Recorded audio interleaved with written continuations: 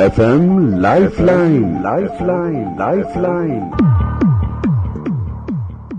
नमस्कार। कार्यक्रम FM lifeline में श्रोताओं, आज हमारे विशेष मेहमान हैं doctor Arpit Gupta, associate professor, department of oral health sciences, PGI Chandigarh. Doctor Arpit Gupta, आपका कार्यक्रम में बहुत बहुत स्वागत है। धन्यवाद। श्रोताओं, आज हम डॉक्टर अर्पित गुप्ता से बातचीत करेंगे प्रेगनेंसी के दौरान जो गर्भवती महिलाएं हैं उनको अपनी दांतों का किस तरह संभाल करनी है और कहां कहां उन्होंने ध्यान से आगे चलना है। डॉक्टर अर्पित गुप्ता, सबसे पहले मेरा आपसे यही सवाल होगा कि हम क्यों खास तौर पर प्रेग्नेंट वुमेन या गर्भवती महिलाओं के लिए इतनी इंपॉर्टेंस देते हैं ओरल हेल्थ। संजीव जी, धन्यवाद मुझे ये मौका देने के लिए कि आज मैं श्रोताओं से थोड़ा बातचीत कर सकूं और खासकर प्रेगनेंसी और ओरल हेल्थ के बीच का जो तालमेल है, जो संबंध है, उसको मैं उजागर कर सकूं। प्रेगनेंसी एक ऐसा समय है जब माता का और सभी आसपास वाले लोगों का ध्यान जो है वो केवल गर्भ में पल रहे शिशु की तरफ होता है और माता को अपने से ज्यादा शिशु से प्रेम होता है।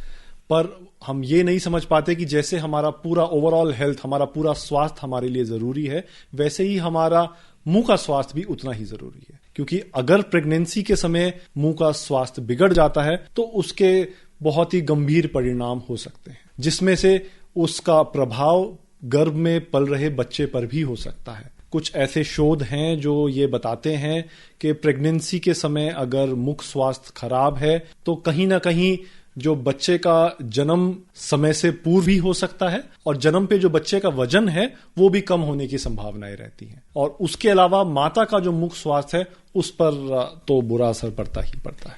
डॉक्टर साहब, जब आपने कहा कि ओरल हेल्थ या मुंह का स्वास्थ्य और खास तौर पर गर्भवती महिला के लिए, उसमें आप कौन सी कंडीशन स्पेसिफिकली करेंगे जिसपे आपने कहा कि होने वाले बच्चे की सेहत पर असर पड़ सकता है? कौन कौन सी वो बीमारियां हैं या कौन कौन सी वो समस्याएं हैं जिनका वो सामना करते? देखिए, सबसे पहली समस्या आती है जिसको हम बोलते हैं मसूड़ों की बीमारी। मसूड़े यानी कि हमारे जो गम्स हैं, और मसूड़ों की बीमारी में आमतौर पर यह देखा गया कि प्रेगनेंसी में ओरल हाइजीन यानी मुख स्वास्थ्य का ख्याल थोड़ा सा कम रखा जाता है। और जब मुख स्वास्थ्य का ख्याल कम रखा जाता है तो मसूड़ों की समस्याएं बढ़ जाती हैं और साथ साथ ही कुछ हार्मोनल बदलाव होते हैं, उसकी वजह से मसूड़े से अत्यधिक खून आने की संभावना बढ़ जाती है। तो डॉक्टर साहब, अगर ऐसी कंडीशन हो प्रेगनेंसी के दौरान मसूड़ों में से खून आ रहा है और ये स्थिति है, तो उस समय वो महिला क्या करे?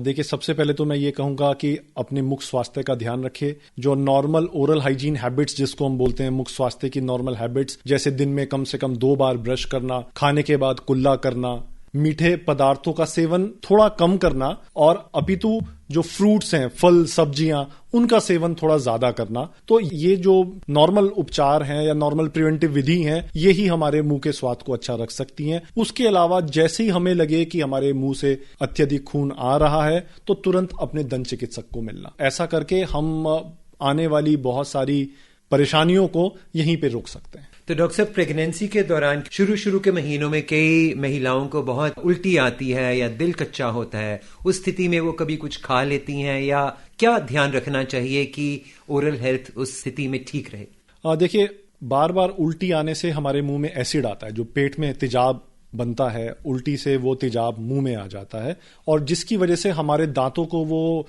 कुछ हद तक खराब करता है। पर उसको तो हम शायद नहीं बदल सकते, बस हम ये ध्यान रख सकते हैं कि हम दांतों की अच्छे से सफाई करें, उल्टी के बाद अच्छे से कुल्ला करें ताकि तेजाब मुंह में कम से कम समय के लिए रह पाए। और टाइम से हम, अगर हमें दिक्कत बढ़ रही है तो हम अपने जो हमारी गायनेकोलॉजिस्ट है उससे मिलें ताकि वो हमें उचित उपचार करे ताकि हमें बार बार उल्टी ना आए। डॉक्टर साहब, आपने जिक्र किया था कि लो वेट चिल्ड्रन हो सकते हैं या बच्चे में कुछ समस्या भी आ सकती है अगर प्रेगनेंसी के दौरान माँ का ओरल हेल्थ यानी दांतों का जो स्वास्थ्य है वो ठीक ना हो। इसका क्या कारण है, कैसे होता है? देखिए, होता क्या है कि जैसे ही हमारे मुंह में कुछ कीटाणु बढ़ जाते हैं और कीटाणु हमारे मुख के स्वास्थ्य को खराब करते हैं, तो उन कीटाणुओं की वजह से हमारे ब्लड में यानी कि हमारे रक्त में कुछ ऐसे तत्व जाते हैं जो कि रक्त के थ्रू, क्योंकि खून तो एक ही है, तो वो ब्लड के थ्रू वो बच्चे तक पहुंच जाते हैं और वहां जाके वो बच्चे को भी परेशान करते हैं। इस वजह से समय से पूरी अवधि से पहले बच्चे होने की संभावना एवं बच्चे का जो बर्थ पे वेट है, वजन है, वो कम होने की संभावना बढ़ जाती है। तो इसका मतलब बहुत जरूरी है कि अगर कोई महिला गर्भवती है या कोई प्लान कर रहे हैं प्रेगनेंसी, कोई कपल्स, तो पहले उनको ये भी सोच लेना चाहिए कि जो आपके दांत हैं, जो आपके मसूड़े हैं, वो स्वस्थ हैं। तो उस स्थिति में अगर कोई प्रेगनेंसी प्लान कर रहा है, उसको क्या क्या प्रिकॉशंस लेनी है और कहाँ डेंटिस्ट को किस चीज के लिए दिखाना है? ये संजीव जी, आपने बहुत ही एक वैलिड पॉइंट रेस किया है। जो लोग प्लान कर रहे हैं उनके पास अभी समय है, और होता क्या है कि एक बार जब प्रेगनेंसी सेट इन हो जाती है, स्टार्ट हो जाती है, तो बहुत सारे ऐसे उपचार हैं जो कि एज अ डेंटिस्ट हम लोग नहीं कर सकते। उसकी वजह यह है कि अगर हम वो उपचार करेंगे तो शायद कुछ दुष्प्रभाव बच्चे पर पड़े, बट अगर हम उन्हीं उपचारों को प्रेगनेंसी सेट इन होने से पहले कर लें तो हम बहुत सारी दिक्कतों से बच सकते हैं। तो इसलिए मैं तो ये कहना चाहूंगा, आजकल आपने देखा भी होगा जो ANC कार्ड हैं, जो कि प्रेगनेंसी के स्टार्टिंग में जो कार्ड बनते हैं हमारे गांव में, आपने देखा होगा एंटीनेटल कार्ड, एग्जैक्टली। तो कुछ स्टेट्स ने, कुछ प्रदेशों ने ANC कार्ड के अंदर डेंटल चेकअप मैंडेटरी कर दिया है। ये सभी प्रदेशों में नहीं है, पर कुछ जगह पे हो गया है। तो मैं तो ये अपील करना चाहूंगा सभी स्टेट गवर्नमेंट से कि ये हर स्टेट में होना चाहिए कि ANC चेकअप में डेंटल चेकअप ANC कार्ड में होना चाहिए। उसकी वजह यही है कि जो दंत समस्याएं हैं या मुख रोग हैं, उनको हम शुरू में ही पकड़ लें, का उपचार कर लें, ताकि बाद में हमें समस्याएं ना हो। डॉक्टर साहब, आपने कहा था कि कुछ उपचार हैं जो हम एक प्रेग्नेंट वुमेन के साथ नहीं कर सकते जी। वो कौन कौन से हैं? देखिए, जैसे आप ये जानते हैं कि अगर मैं दंत चिकित्सा की बात करूं तो उसमें एक चीज होती है जिसको हम एक्सरे बोलते हैं। हम सभी को पता है एक्सरे। तो ऑल्दो जो दांतों के लिए एक्सरे किया जाता है उसकी डोज बहुत ही निम्न होती है। आमतौर पर बच्चों पर उसका, या गर्भ में पल रहे बच्चे पर उसका खास प्रभाव नहीं है।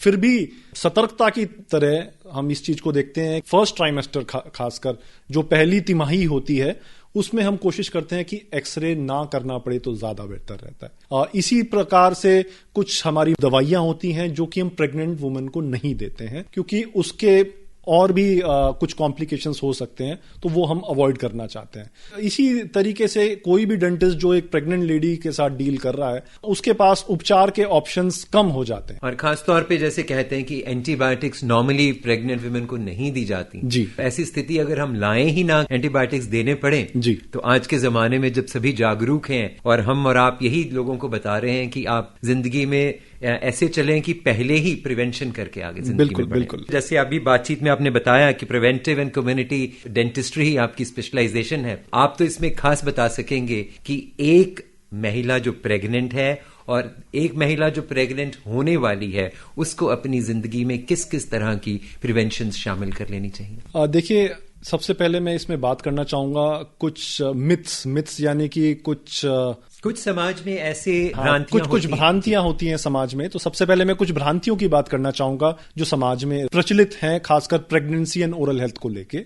जिसमें सबसे पहले ये है कि कुछ महिलाओं को देखा गया है कि वो प्रेगनेंसी में ब्रश करना छोड़ देती हैं। उसकी वजह यह है कि उनको ये लगता है कि अगर हम ब्रश करेंगे तो ब्रश से ब्लीडिंग होगी, मुंह के अंदर मसूड़ों से ब्लीडिंग होगी, और अगर ब्लीडिंग होगी तो बच्चे पर उसका दुष्प्रभाव पड़ेगा। जबकि ऐसा नहीं है। ब्लीडिंग इसलिए होती है क्योंकि हमने मुंह को साफ नहीं रखा है। ब्लीडिंग इसलिए होती है क्योंकि हमारे अंदर थोड़े से हार्मोनल बदलाव हो रहे हैं, और अगर हम उसके ऊपर से ब्रश भी नहीं कर रहे हैं तो मसूड़ों की समस्या और ज्यादा बढ़ जाती है। डॉक्टर साहब, हम ब्लीडिंग की बात यूं ही जारी रखेंगे।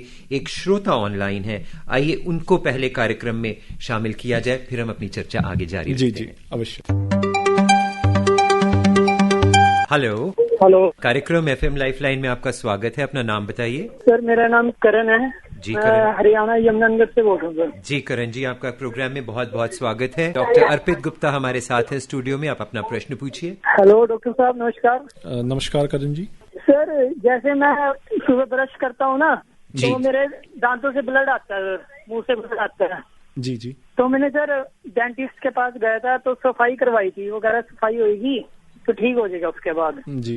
तो जैसे सफाई करवाई तो मैंने अगले दिन किया ना, तो फिर ब्लड आता सर, पर कम आता है। इसका क्या उपाय है? करण जी, एग्जैक्ट आपका केस मैं शायद डिस्कस ना कर पाऊं, क्योंकि और बहुत सारी वजह होती हैं दांतों से या मसूड़ों से खून आने की। आप एक बार फिर से अपने दंत चिकित्सक को जाकर मिलें, और कुछ हमारे रक्त में भी कुछ कई बार ऐसी दिक्कतें होती हैं जिनकी वजह से हमारे गम्स ब्लीड करते हैं, और कई बार मुंह में सफाई की भी कुछ ऐसी दिक्कतें होती हैं। तो मतलब बहुत सारी ऐसी दिक्कतें हैं जिनकी वजह से हमारे गम्स ब्लीड कर सकते हैं। तो मैं यही आपको सजेस्ट करूंगा कि आप एक बार प्लीज अपने दंत चिकित्सक से पुनः जाके मिलें और विस्तार से उनसे ये चीज डिस्कस करें। फिर भी अगर नहीं होता तो आप एक बार किसी उच्च स्तरीय सेंटर जैसे एम्स दिल्ली या पीजीआई चंडीगढ़ में एक बार दिखाएं, जहां पे मुझे पूरा विश्वास है कि आपकी जो दिक्कत है उसको सॉल्व किया जाएगा। तो इसका कोई उपाय, वैसे कोई परहेज? नहीं, कोई ऐसा कोई परहेज मैं वही कह रहा हूँ कि बहुत सारे रीजन होते हैं। मैं केवल इतना सुन के कि ब्लीडिंग होती है तो मैं आपको कोई इसका झूठा आश्वासन नहीं देना चाहता। डॉक्टर अर्पित, आप इन्हें बताइए कि क्या क्या कारण हो सकते हैं ब्लीडिंग के? देखिए, जहां तक ब्लीडिंग की बात है, सबसे पहला कारण तो ऑब्वियसली दांतों में गंदगी होता है। जैसे ही दांतों में गंदगी डिपॉजिट हो जाती है, जम जाती है, उसकी वजह से हमारे मसूड़े सूज जाते हैं,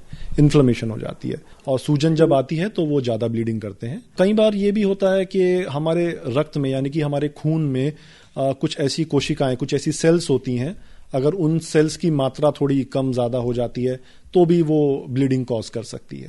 एंड उसके अलावा कई बार ये भी होता है कि हमारे दांत में या हमारे मसूड़े में कुछ अन्य बीमारियां हैं जिनकी वजह से कुछ पस का रिसाव या पस के साथ कुछ ब्लीडिंग का रिसाव भी होता है। तो ये 3-4 कॉमन कॉजेज हैं ब्लीडिंग के। तो बट आपके केस में एग्जैक्टली क्या है, कहाँ से ब्लीडिंग हो रही है और उसके आसपास के कैसे स्ट्रक्चर हैं, वो बिना देखे या बिना समझे मैं शायद ना बता पाऊँ। मैं आपको यही कहना चाहूंगा कि एक बार आप अपने डेंटिस्ट से जरूर मिल लीजिए, और अगर उसके बाद भी ये समस्या दूर नहीं होती तो आप पीजीआई चंडीगढ़ आ सकते हैं, क्योंकि यमुनानगर से पीजीआई कोई बहुत दूर नहीं है, और यहाँ आकर आप ओरल हेल्थ साइंसेज विभाग में अपने आप को दिखा सकते हैं। Thank you sir. कार्यक्रम में फोन करने के लिए आपका बहुत बहुत शुक्रिया। डॉक्टर साहब, हम अपनी चर्चा जारी रखते हैं। हम बात भी ब्लीडिंग की कर रहे थे और फोन कॉल भी ब्लीडिंग की आई, तो हम इसी बात को आगे लिए चलते हैं कि ब्लीडिंग का मुख्य कारण प्रेग्नेंट लेडी में क्या क्या हो सकते हैं। संजीव जी, मैं अब वही बता रहा था कि जहां तक ब्लीडिंग के मुख्य कारण की बात है, सबसे पहले तो ब्रशिंग ठीक से ना करना, ब्रशिंग 2 बार ना करना। फिर उसके अलावा प्रेगनेंसी में कुछ हार्मोनल चेंजेस ऐसे होते हैं हमारी बॉडी में कि हमारे गम्स वैसे ही थोड़े थोड़े से इन्फ्लेम्ड हो जाते हैं, थोड़ा थोड़ा सूज जाते हैं, जो कि हमारी ब्लीडिंग की टेंडेंसी इंक्रीज कर देता है। फिर यह भी देखा गया है कि प्रेगनेंसी में फ्रीक्वेंट स्नैकिंग होती है। फ्रीक्वेंट स्नैकिंग यानी कि थोड़ी थोड़ी अवधि पर कुछ ना कुछ खाते रहना, जो कि आमतौर पर बहुत ही कॉमन है। अब अगर हम फल फ्रूट्स इत्यादि खाएं तो बहुत अच्छी बात, पर आजकल के जमाने में आपने देखा है कि मीठे और चिपचिपे पदार्थों का सेवन बहुत ज्यादा बढ़ गया है, और वो भी जो रिफाइंड शुगर्स हैं, जिसको हम चीनी बोलते हैं, उसका सेवन बहुत ज्यादा बढ़ गया है। तो रिफाइंड शुगर्स बहुत जल्दी हमारे मुंह के अंदर बैक्टीरियल लोड यानी कि कीटाणु की मात्रा जो है मुंह के अंदर बहुत जल्दी बढ़ जाती है, और जैसे ही कीटाणु बढ़ जाते हैं वो सूजन पैदा करते हैं, हमारे मसूड़े सूज जाते हैं, इन्फ्लेम्ड हो जाते हैं, और उसकी वजह से इतने हद तक इन्फ्लेम्ड हो जाते हैं कि कई बार हम कुछ खाद्य पदार्थ खा रहे हैं, सेब खा रहे हैं, कुछ भी कोई फल फ्रूट खा रहे हैं, उससे भी वो ब्लीड करने लगते हैं। डॉक्टर साहब, यहाँ मैं जानना चाहूंगा, आपने कहा कि प्रेगनेंसी के दौरान हार्मोनल चेंजेस की वजह से कुछ इन्फ्लेमेशन हो जाती है यानी सूजन, तो उस सूजन को या इन्फ्लेमेशन को दूर करने का कोई उपाय है क्या? देखिए, जो हार्मोनल चेंजेस हैं उसको तो हम नहीं बदल सकते और बदलना भी नहीं चाहिए, पर हार्मोनल चेंजेस के साथ साथ जो लोकल फैक्टर्स हैं, लोकल यानी कि जो वहां पे फूड डिपॉजिट, जो खाना वहां पे जम रहा है, जो बैक्टीरियल लोड यानी कि जो बैक्टीरिया की मात्रा वहां पे बढ़ रही है, उसको हम कंट्रोल कर सकते हैं। और उसको कंट्रोल करने के 2-3 जो मेन तरीके हैं, उनमें से सबसे पहला है कि हम कम से कम 2 बार दिन में अच्छे प्रकार से ब्रश करें, दांतों को ब्रश से साफ करें। जो मीठे चिपचिपे पदार्थ हैं उनका सेवन कम से कम करें, और अगर हमें बार बार थोड़ा थोड़ा खाना है या बच्चे के पोषण के बारे में सोचते हैं तो हम फल फ्रूट्स इत्यादि का पोषण अधिक करें। और इसके अलावा हमें इस बात का ध्यान रखना चाहिए कि जब भी हम कुछ खा रहे हैं उसके बाद पानी से कुल्ला करें, ताकि जो फूड सब्सटेंस, जो खाने के पदार्थ हमारे मुंह में जम गए हैं, वो वहां से साफ हो सके। डॉक्टर अर्पित, आपने कहा कि दिन में कम से कम 2 बार हम ब्रशिंग करें, तो वो 2 बार कब कब होना चाहिए? आमतौर पर यह देखा गया है कि 2 बार का मतलब कि हम एक बार सुबह उठने के बाद करते हैं और रात को सोने से पहले करते हैं। मेरा अपना और मेडिकल साइंस का ये मानना है कि इन दोनों में भी सोने से पहले वाला ब्रश सबसे ज्यादा इंपॉर्टेंट है, क्योंकि रात के समय में पूरी रात में हम कुछ खाते नहीं है, कुछ पीते नहीं है, और सोते समय हमारे मुंह में जो सलाइवा यानी कि जो थूक प्रोड्यूस हो रहा है उसकी मात्रा भी कम हो जाती है। तो उस टाइम अगर कुछ खाने के पदार्थ हमारे दांत पर चिपके रह गए हैं तो उनके ऊपर बैक्टीरिया बहुत जल्दी पनपते हैं। आम भाषा में कहना चाहिए बैक्टीरिया पार्टी करते हैं रात को आपके मुंह में। तो इसलिए ये कहते हैं कि रात की brushing is much more important, वो ज्यादा महत्वपूर्ण है। और जहां तक सुबह की ब्रशिंग है, उसमें भी हमारा ये मानना है कि सुबह उठने से भी ज्यादा है ब्रेकफास्ट करने की बाद की ब्रशिंग इंपॉर्टेंट। ऑल्दो हमारी सोसाइटी में ये काफी प्रचलित है कि हम उठते ही ब्रश करते हैं, उसके बाद हम ब्रेकफास्ट करते हैं और उसके बाद फिर हम शायद लंच करते हैं। तो ये केवल प्रेगनेंसी के लिए नहीं है, मैं सभी के लिए बता रहा हूं। उसके बाद हम लंच करते हैं। तो ब्रेकफास्ट और लंच के बीच में एक लंबा अंतराल आ गया। तो ब्रेकफास्ट के बाद जो कीटाणु हमारे मुंह में आ गए, तो वो तो लंच तक वहीं पे रहने वाले हैं, उनकी मात्रा एकदम से बढ़ने वाली है। तो अगर हम ब्रेकफास्ट के बाद ब्रशिंग करते हैं तो वो ज्यादा कारगर, ज्यादा इफेक्टिव साबित होती है एज कंपेयर टू ब्रेकफास्ट से पहले करनी। डॉक्टर साहब, आपने बिल्कुल सही कहा, लेकिन आप और हम शायद इस समाज में जैसे ही हम पैदा हुए और एक आदत सी बन गई कि उठे और पहला काम हमने ब्रशिंग किया, क्योंकि उठ के लगता है कि पहले फ्रेश हुआ जाए, उसके बाद ही कुछ खाया पिया जाए। जी। तो ऐसा भी हो सकता है कि सुबह भी कर लिया जाए ब्रश और ब्रेकफास्ट के बिल्कुल बाद भी बिल्कुल आदत के तौर पे अगर देखा जाए तो जो उठने के बाद ब्रशिंग है वो एक अच्छी आदत है और अच्छे से मेंटेन भी होती है। तो हम ये भी कर सकते हैं कि उठने के बाद हम ब्रश करें, उसके बाद हम अपना ब्रेकफास्ट करें और ब्रेकफास्ट के बाद ऑफिस निकलने से या अपने काम पे जाने से पहले फिर से क्विकली जल्दी से 1 मिनट 2 मिनट लगा के हल्का सा ब्रश कर लें, ताकि जो बड़े बड़े खाने के पदार्थ हैं उनको हम क्लियर कर सकें। डॉक्टर साहब, यहां मैं ये भी जानना चाहूंगा कि ब्रश करें तो ब्रश किस तरह करें, तरीका क्या है सही ब्रशिंग का? संजीव जी, मैं डिटेल में तो टेक्निक आपको, क्योंकि AIR की अपनी ही कुछ सीमाएं हैं, नहीं बता पाऊंगा, क्योंकि मुझे उसके लिए आपको समझाना पड़ेगा, डिमॉन्स्ट्रेट करना पड़ेगा। बट मैं ये जरूर आपको बताना चाहता हूं कि हम हमेशा एक बात का ध्यान रखें कि हमारे दांत की 3 ऐसी सरफेसेस होती हैं, सतह होती हैं, जो कि हमारे मुंह के अंदर मौजूद हैं। एक फ्रंट वाली, जहां पे हमारे होठ या लिप्स और गाल आते हैं, एक चबाने वाली सतह जिनसे हम चबाते हैं, और एक तीसरी सतह जो अंदर की तरफ होती है, जो हमारे जीभ के पास वाली सतह होती है। तो हमेशा ये याद रखें कि जब हम ब्रश कर रहे हैं तो इन तीनों सतहों को हम साफ करें। आमतौर पर यह देखा गया है कि जैसे हम शू पॉलिश करते हैं, हम इस तरीके से ब्रशिंग करते हैं, केवल एक सतह जो मुस्कुराने वाली, जो दुनिया को दिखाने वाली सतह है, हम केवल उस सतह को साफ कर लेते हैं, और जो बाकी 2 सतह हैं, खासकर जो अंदर वाली जहां पर हमारी जीभ है, उसको हम नेग्लेक्ट कर देते हैं, उसका हम ध्यान नहीं रखते। तो उससे आधी सफाई तो हो गई, पर आधी तो अभी बाकी है। मैं यही कहना चाहूंगा कि जब भी आप ब्रश करें, अच्छे से ब्रश करें, दांत की हर सतह को साफ करें। और एक चीज और आप ध्यान रखें, केवल जो हमारे हंसते हुए जो हमें सामने की तरफ कुछ दांत दिखते हैं, उनका रोल काफी लिमिटेड है हमारे खाने और चबाने में। जो हमारे पीछे के दांत हैं, जो शायद लोग नहीं देखते, वो भी इक्वली इंपॉर्टेंट है। तो जब दांत साफ करें तो ऐसा नहीं कि आपने केवल फ्रंट वाले दांत साफ कर लिए, जो पीछे दांत हैं, जिनको हम दाढ़ भी बोलते हैं कॉमन लैंग्वेज में, उनका भी पूरा ध्यान रखें। और खासकर वो लोग जिनकी अक्कल दाढ़, जिसको हम थर्ड मोलर्स बोलते हैं, आ गई हैं। कई बार ये देखा गया है कि जो हमारा ब्रश है, उसका हेड साइज, जो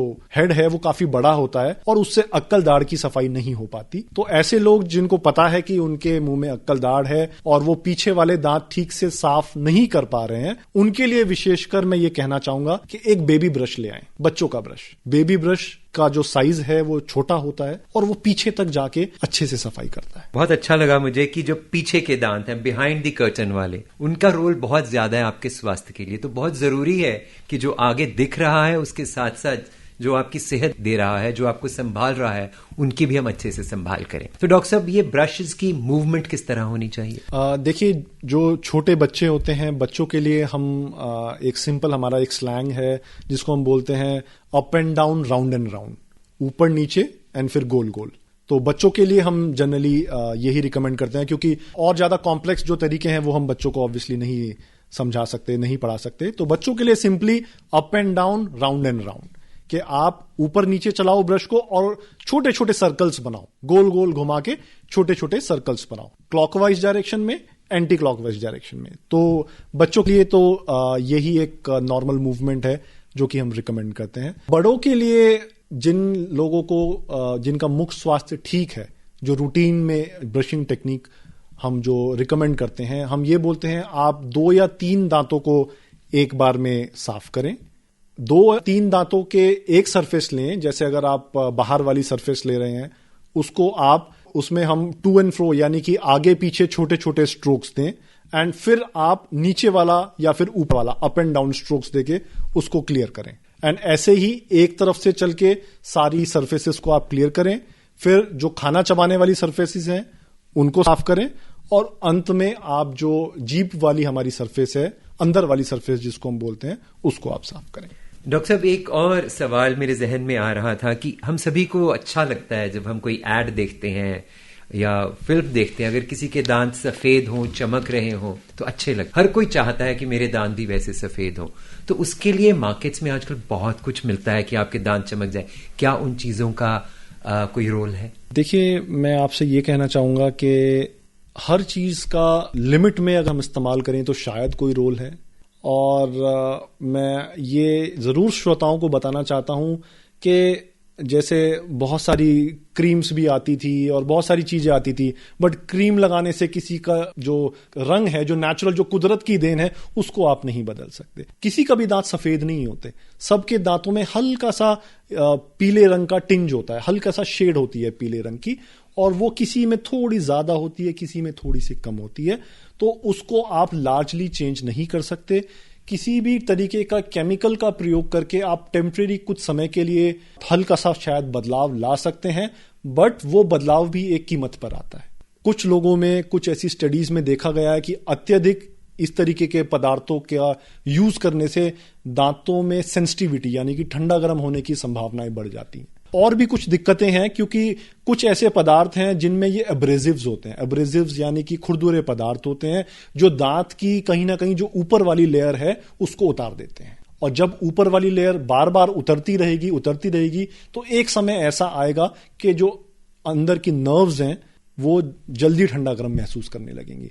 तो मैं यही कहना चाहूंगा कि विज्ञापन का जमाना है, वो आपको पता ही है, पर इस झांसे में ना पड़ें, और अगर आपको अपनी दांत से कोई शिकायत है तो एक दंत चिकित्सक से मिलें, और जो भी सलाह वो दे रहे हैं, जिस प्रकार का पेस्ट या पदार्थ वो बता रहे हैं, उसको उतनी ही सीमित अवधि के लिए यूज करें या इस्तेमाल करें जितना कि आपको बताया गया है। तो बहुत जरूरी है कि जो कुदरत ने आपको दिया है उसी में गर्व कीजिए। कि चेहरे पे थोड़ा सा अगर कम सफेद दांत होगा वो ज्यादा अच्छा लग रहा होगा, जरूरी नहीं कि हर एक के दांत बहुत सफेद हो। डॉक्टर साहब, यहां पर जब हम सफेद दांतों की बात कर रहे हैं, खासतौर पे प्रेगनेंसी में, प्रेग्नेंट विमेन में कई बार दांत कुछ थोड़े से पीले पड़ जाते हैं, उसका क्या कारण है? देखिए, अभी हमने बात की कि गर्भावस्था में वॉमिटिंग यानी कि उल्टी होने की टेंडेंसी काफी ज्यादा होती है, और उल्टी से कुछ एसिड्स यानी कि कुछ तेजाब हमारे मुंह में आता है, हमारे पेट से हमारे मुंह में आता है, और वो एसिड कहीं ना कहीं रिस्पॉन्सिबल है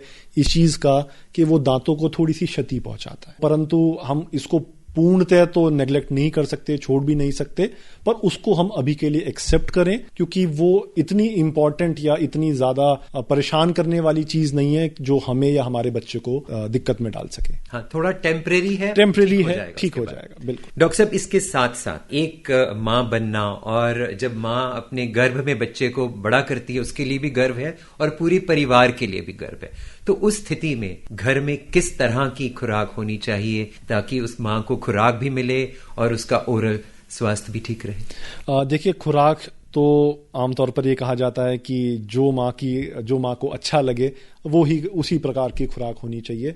पर दो चीज मैं कहना चाहूंगा, एक तो जो रिफाइंड शुगर्स हैं हमारे, या चीनी से बने हुए जो पदार्थ हैं, उनका उपयोग लिमिटेड करें, और दूसरा फल, फ्रूट्स, डेयरी प्रोडक्ट्स यानी कि दूध से बने हुए प्रोडक्ट्स, उनका उपयोग अधिक करें। उससे हमारा मुख स्वास्थ्य अच्छा रहेगा। और नियमित रूप से दांतों में ब्रश करें, और कुछ भी खाने के बाद कुल्ला अवश्य करें। डॉक्टर साहब, मुझे सुनने में आया है, मुझे नहीं मालूम कितना सही है, कि लोग कहते हैं कि कैल्शियम खाना चाहिए, उससे दांतों पे अच्छा असर होता है। इसके बारे में बताइए। देखिए, कैल्शियम का अगर हम प्रेगनेंसी की बात करें तो वो प्रेगनेंसी में कैल्शियम जो गर्भ में पल रहे बच्चे के लिए काफी अच्छा साबित होता है, और आमतौर पर जो हमारे कलीग्स हैं, गायनेकोलॉजिस्ट जो हैं, वो कैल्शियम रिकमेंड करती हैं।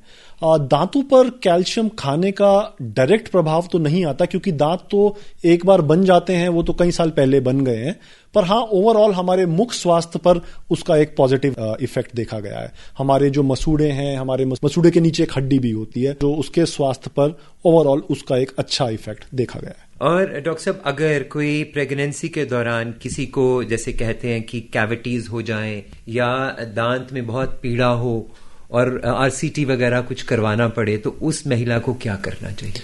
देखिए, सबसे पहले जो हमने बात की कि प्रेगनेंसी प्लान होने से पहले ही हमें ये इंश्योर करना लेना चाहिए कि हम जो 9 महीने की हमारी गर्भावस्था है उसमें हम किसी ऐसी सिचुएशन में ना पड़ जाएं कि हम इलाज भी ना करवा पाएं और दर्द का निवारण भी ना हो पाए। अगर किसी वजह से कुछ ऐसा हो भी जाता है तो कुछ ऐसे लिमिटेड ट्रीटमेंट ऑप्शंस हमारे पास अवेलेबल हैं। और खासकर जो सेकेंड ट्राइमेस्टर होता है, यानी कि तीसरे महीने से छठे महीने का समय होता है, वहां पर हम कुछ उपचार सेफली प्रेग्नेंट वुमेन्स में कर सकते हैं। दांत का दर्द बहुत भयानक दर्द होता है। अगर ऐसा दर्द किसी प्रेग्नेंट महिला को हो तो उसे किस तरह की दवाई लेनी चाहिए? उनको कोई दवाई नहीं लेनी चाहिए, तुरंत दंत चिकित्सक से मिलना चाहिए और दंत चिकित्सक देख के यथासंभव कोशिश करके उस रोग का निवारण करेंगे। डॉक्टर साहब, कार्यक्रम के आखिर में आप हमारे श्रोताओं को जो ये कार्यक्रम सुन रहे हैं और खास तौर पर वो श्रोता, वो महिलाएं जो प्रेग्नेंट हैं या जो प्रेगनेंसी प्लान कर रही हैं, उनको आप क्या संदेश देंगे? मैं बस इतना ही कहना चाहूंगा कि मुख स्वास्थ्य प्रेग्नेंट महिला के लिए उतना ही जरूरी है जितना कि उसका कोई और स्वास्थ्य। मैं बस एक लाइन कहना चाहूंगा, स्वच्छ मुख स्वच्छ भारत, आओ बनाए स्वस्थ भारत। बिल्कुल सही कहा कि स्वच्छता ही एक स्वस्थ शरीर दे सकता है और एक स्वस्थ शरीर ही एक स्वस्थ देश बना सकता है। और यही हमारे प्रधानमंत्री भी कहते हैं, स्वच्छता रखें और आगे बढ़ें। डॉक्टर अर्पित गुप्ता, आप FM लाइफलाइन कार्यक्रम में आए और आपने प्रेग्नेंट महिलाओं के लिए, गर्भवती महिलाओं के लिए किस तरह अपना ओरल हेल्थ मेंटेन करना है उसके बारे में, और एक आम नागरिक को, एक आम जन को अपने दांतों की किस तरह संभाल करनी है उसके बारे में इतनी महत्वपूर्ण जानकारी दी। आपका बहुत बहुत शुक्रिया। धन्यवाद। इसके साथ ही श्रोताओं, अपने साथी संजीव दोसांझ को कार्यक्रम FM लाइफलाइन यहीं समाप्त करने की इजाजत दीजिए। नमस्कार। इस कार्यक्रम में हमें प्रस्तुति सहयोग दिया रमन कुमार ने, तकनीकी सहयोग दिया हमारे इंजीनियर जरनैल सिंह ने। FM lifeline, lifeline, lifeline.